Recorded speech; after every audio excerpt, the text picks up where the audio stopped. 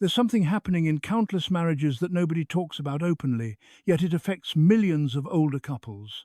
It's the quiet shift that occurs over decades, the slow cooling of warmth, the gradual accumulation of distance that eventually hardens into something that looks like anger but is actually something much sadder.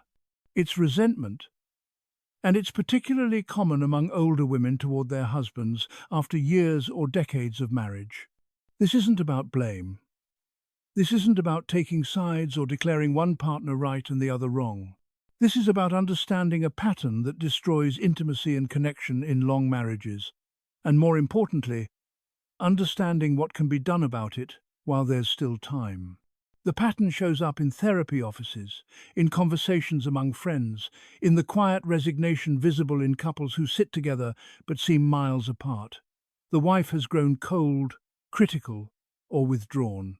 The husband feels confused, hurt, or angry about the change. Both are suffering, but neither fully understands how they arrived at this painful place. What needs to be understood first is that this resentment almost never appears suddenly. It's not the result of one dramatic betrayal or single catastrophic event.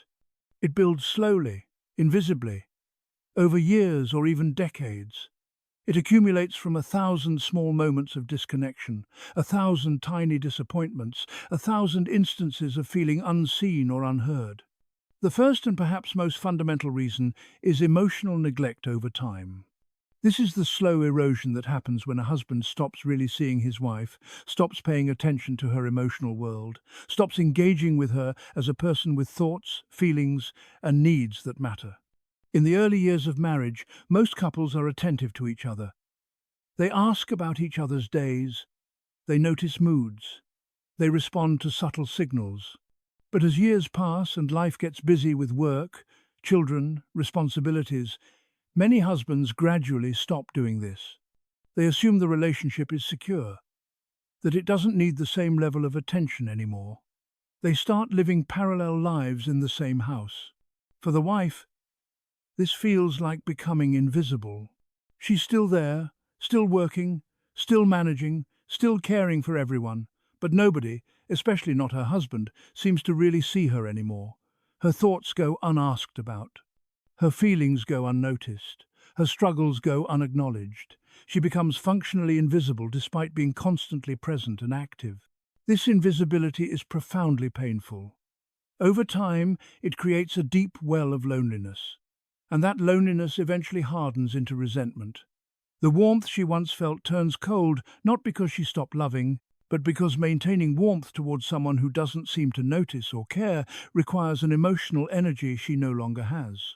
One woman, 72 years old, described it this way: "For 30 years I managed everything, the house, the kids, the schedules, the problems, and he never once asked how I was doing. Not really. He'd come home, eat dinner, watch TV, go to bed, every day, for 30 years. I became a function in his life, not a person. And now he wonders why I don't want to sit close to him on the couch." That's emotional neglect, and it's devastatingly common. The second major reason is the loss of respect and mutual effort. Marriage requires ongoing investment from both partners. It's not something you achieve and then coast on. It's a living relationship that needs continuous care, attention, and effort. But many men, particularly in long marriages, seem to believe that once married, the work is done. They stop trying. They stop planning special moments. They stop expressing appreciation. They stop making their wives feel valued and desired. They become complacent, assuming the marriage will simply continue regardless of how little effort they put in. For women, this feels like profound disrespect. It communicates that they're not worth the effort, that the relationship isn't valuable enough to protect and nurture, that their husbands have already gotten what they wanted and no longer need to try. A 7-8-year-old woman explained it this way: "He courted me for 2 years, flowers, thoughtful gestures, real conversations. Then we got married, and all of that stopped within a year. For the next 50 years, I got nothing. No romance, no thoughtfulness, no evidence that I mattered beyond keeping his house and raising his children. And now he's hurt that I'm not affectionate with him. What did he expect?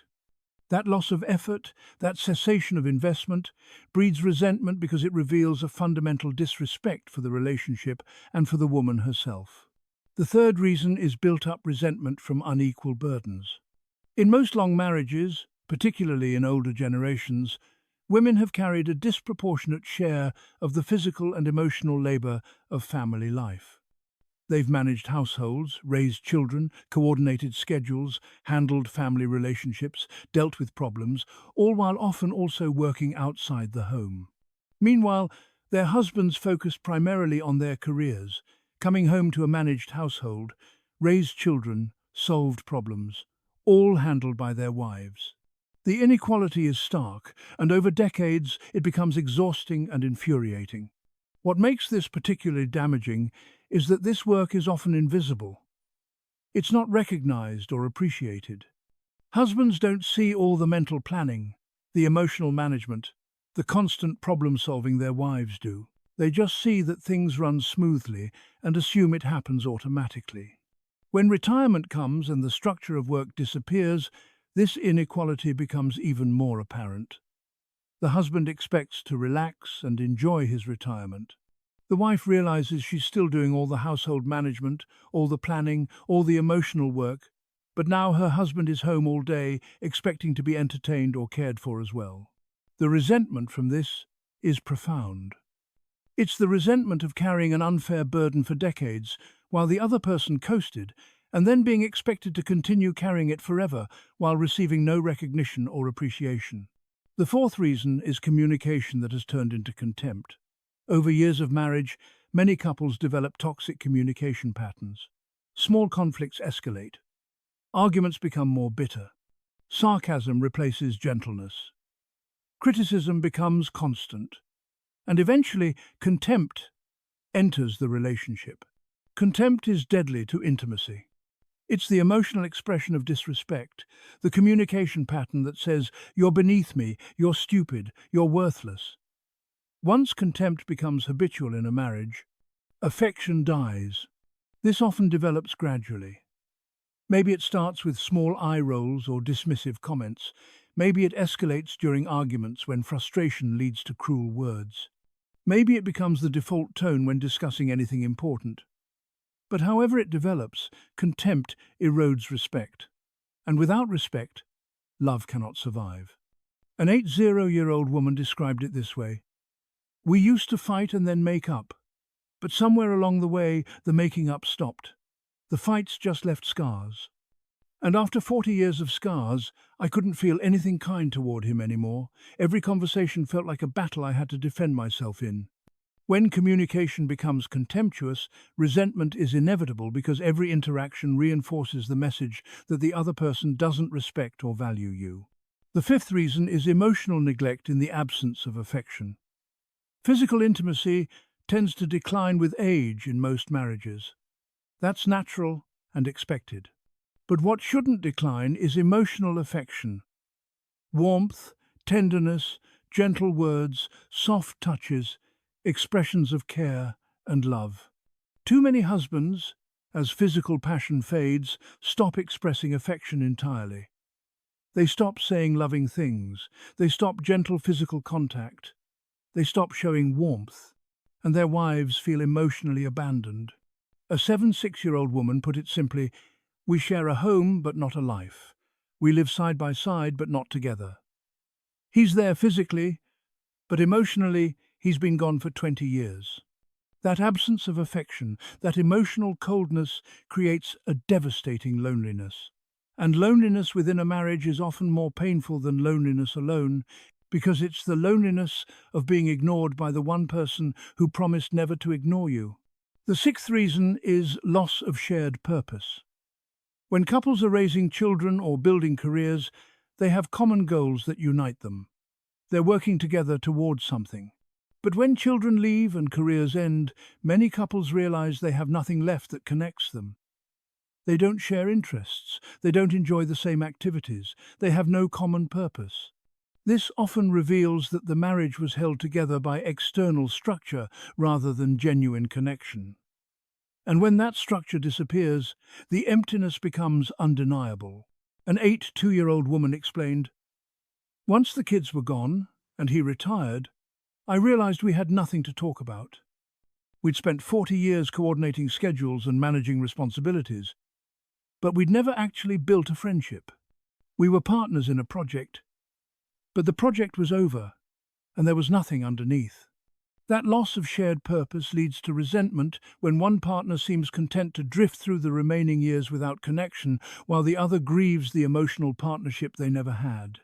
Now, understanding these reasons is important, but understanding alone doesn't solve the problem. What matters is what husbands and wives do with this understanding. For husbands who recognize these patterns in their marriages, the path forward requires humility, honesty, and sustained effort. It requires actually listening when their wives express pain or frustration, not defending, not explaining, not minimizing, but truly hearing and acknowledging the hurt they've caused. It requires taking responsibility for neglect, for laziness, for taking their wives for granted.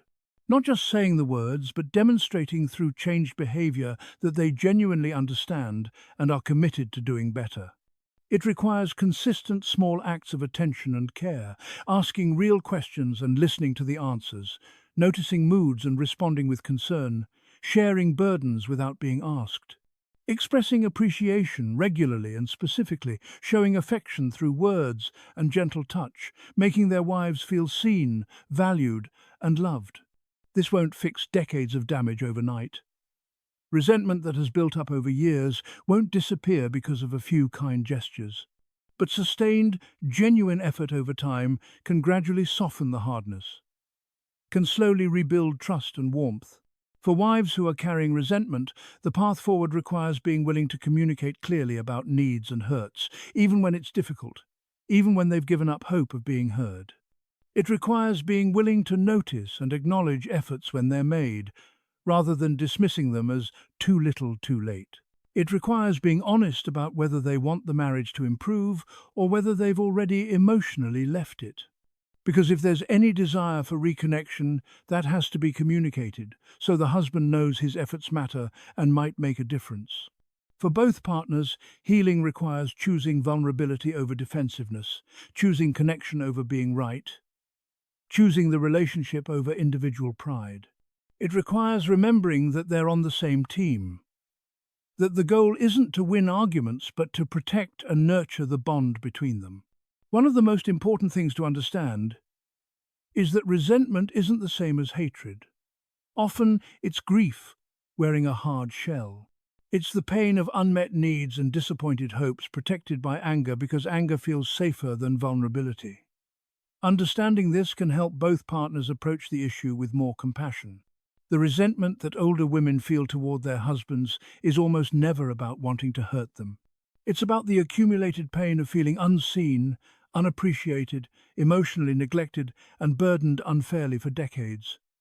It's the natural human response to those experiences. But it doesn't have to be permanent. Marriages can heal. Connection can be rebuilt. Warmth can return. But it requires both partners being willing to do the uncomfortable work of honest communication, genuine change, and sustained effort. For couples facing this dynamic, the message is clear. It's not too late, but time is limited. The remaining years can be spent in cold distance and resentment, or they can be spent rebuilding connection and finding new warmth together.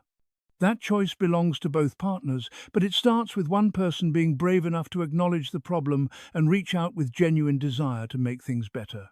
For husbands specifically, the work is to start seeing your wife again as a person with inner experiences that matter, to start caring about her emotional world, to start sharing burdens, to start expressing appreciation and affection, to start investing effort into the relationship instead of coasting on vows made decades ago.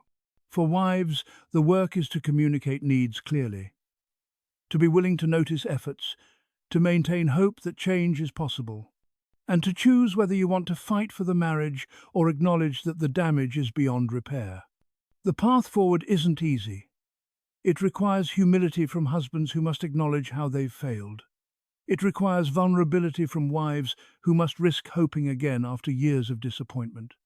It requires patience from both as trust slowly rebuilds. But the alternative is spending whatever years remain in emotional isolation, living with someone yet feeling utterly alone, carrying resentment that poisons every interaction, wasting the precious time that's left. Marriage, at any age, requires tending. It's a garden that needs daily care, not a monument that stands unchanging once built. For older couples, this is even more critical because time is more limited and the stakes are higher. The resentment many older women feel isn't mysterious or irrational. It's the predictable result of specific patterns of neglect, disrespect, inequality, and emotional abandonment. Understanding those patterns is the first step toward changing them. Now is the time for honest conversation. Not blame, not defensiveness, but genuine curiosity about each other's experiences and genuine willingness to change patterns that have caused harm. The question isn't whether mistakes were made. They were. The question is whether both partners are willing to acknowledge those mistakes and work together to create something better for whatever time remains. For men reading this or hearing this, if you recognize these patterns in your marriage, the time to act is now. Not tomorrow, not after thinking about it for a while, now. Reach out to your wife with genuine humility. Ask her about her experience of the marriage. Listen without defending. Acknowledge where you've failed. Express genuine desire to do better. And then follow through with consistent action. For women carrying this resentment, consider whether there's any part of you that still wants the marriage to improve. If there is, communicate that to your husband along with specific needs and hurts. Give him a roadmap for how to reach you again. Notice and acknowledge efforts when they're made, and be honest if the damage is too deep and you're no longer interested in trying. The message here isn't that all marriages can or should be saved. Sometimes the damage is too extensive. Sometimes people have grown too far apart. Sometimes ending the marriage is the healthiest choice. But many marriages that seem dead still have potential for healing if both partners are willing to do the work. Love in long marriages isn't the same as love in early romance. It's quieter, deeper, more patient. It's the love of truly knowing someone and choosing them anyway. It's the love of shared history and accumulated moments. It's the love of companionship and partnership, refined by decades together. But that love can only survive if both partners continue nurturing it. When one person checks out emotionally, when effort ceases, when respect disappears, when affection dies, the love withers no matter how many years it once thrived. The good news is that unlike physical aging, which is largely inevitable, relationship deterioration is optional. Connection can be rebuilt, respect can be restored, affection can return, but only if both people choose it and work for it consistently. So, the call to action is simple but demanding. For husbands, start seeing your wife again. Start caring about her emotional experience. Start sharing burdens. Start expressing appreciation and affection. Start investing effort every single day in making her feel valued and loved. For wives, communicate needs clearly, be willing to notice efforts, decide whether you want to fight for the marriage, and if you do, give your husband a genuine chance to do better. For both, choose vulnerability over defensiveness. Choose the relationship over being right. Choose gentle words over harsh ones. Choose to see each other's humanity rather than just each other's failures. The years ahead are limited. They can be spent in cold distance or warm companionship. That choice, made day by day in small moments and small gestures, determines everything. The time to begin is now. Not someday, not when things get worse, not after one more disappointment. Now, because resentment doesn't have to be the end of the story.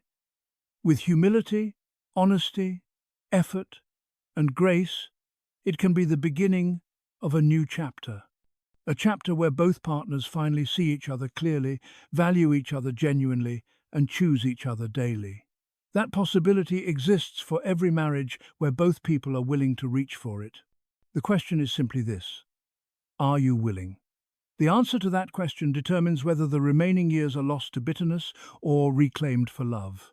Choose carefully, choose soon, and then act on that choice every single day.